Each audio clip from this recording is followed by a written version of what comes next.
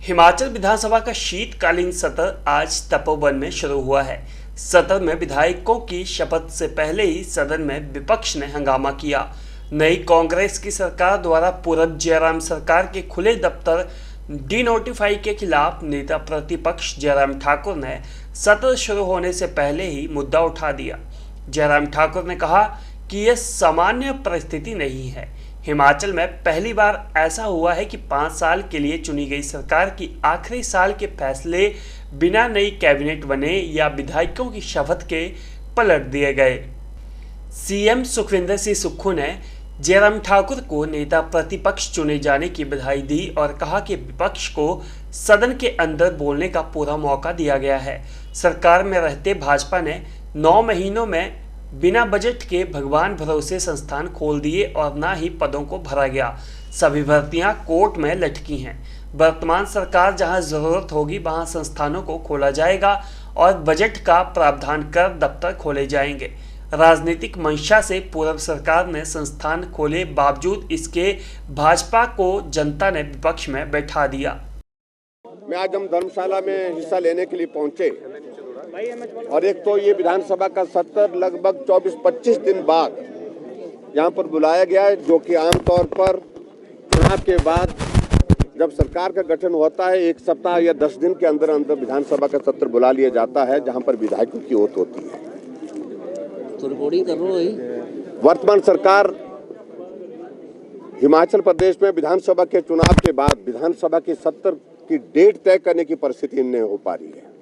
Cabinet का गठन करने की स्थिति में नहीं हो पा रही है। इन सारी बातों को लेकर के मैं ज़्यादा नहीं कहना चाह रहा हूँ, मैं सिर्फ इतना कहना चाह रहा हूँ, आज विधानसभा के अंदर जब हमने सरकार से इस बात को पूछने का प्रयत्न किया कि ऐसी जल्दी क्या थी जो हिमाचल प्रदेश में आपने सैकड़ों इंस्टीट्यूट जो खुले थे, जो फंक्शनल थे, उनको तुरंत प्रभाव से बंद करने के आदेश कर दिए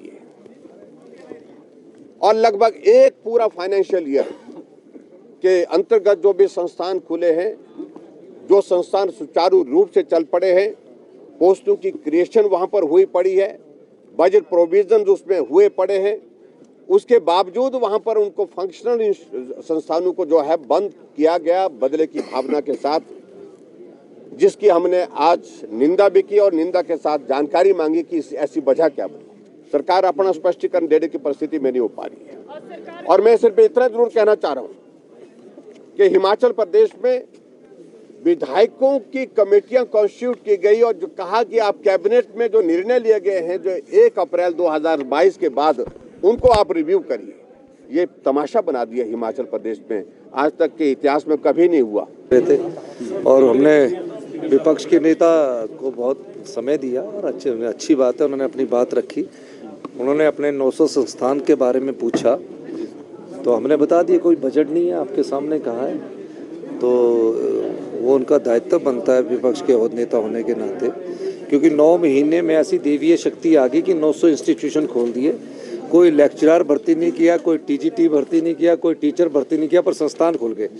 तो उन्होंने सोचा कोई भगवान आकर इन संस्थानों को चलाएगा, उस मुद्दे पर उन्होंने बात रखी। तो ये अपना जो ध्यान है वो जनता की तरफ लाने के लिए मुद्दा लाया जाता है। ऐसे क्या मेरिट के आधार पर सरकार बहाल? देखिए, हमने बोला नीड बेस्ड जहाँ होगा, पहले हम शिक्षकों की भर्ती करेंगे, हम जहाँ सरकारी ऑफिस बंद किए गए वहाँ सरकारी कर्मचारियों की भर्ती करेंगे और बजट आने पर हम उसमें बजट का प्रावधान करेंगे और जहाँ हिमाचल के लोगों की जरूरत होगी वहाँ उन संस्थानों पर पुनर्विचार करके मेरिट के आधार पर खोला जाएगा। सर, भर्तियों में जो घोटाला हुआ है, देखिए, मैं तो समझ नहीं पाया कि इतने संस्थान खोलने से पहले भर्तियाँ की जानी चाहिए थी।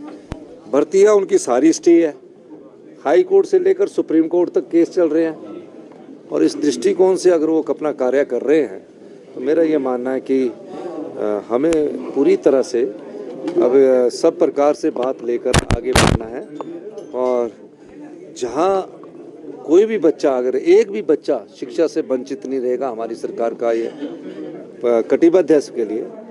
लेकिन अपनी संस्थाएं खोलकर भी 900 संस्थाएं खोलने के बाद भी जनता ने उन्हें विपक्ष में बिठा दिया, तो उन्हें अपने गृहवाह में झांकने की जरूरत है। इसका मतलब है कि वो संस्थाएं राजनीतिक रोटियां सेकने के लिए खोले गए थे। अभी मैं धन्यवाद करना चाहूँगा हमारे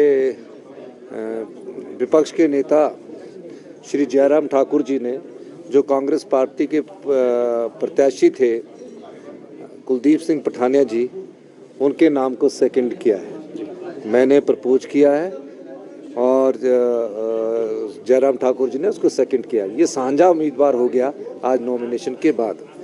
और उसके बाद हमारे हर्षवर्धन चौहान जी और मुकेश अग्निहोत्री जी ने प्रपोजल सेकंड किया, और शांडिल जी और पूर्व जो स्पीकर थे विपिन परमार जी, उन्होंने प्रपोजल सेकंड किया है। तो 3 सेट कर दिए। तो वो लगता है कि उनका नॉमिनेशन आज खत्म हो गया, तो अनअपोज्ड उनका चुनाव आने वाले समय में हो जाएगा। ये है।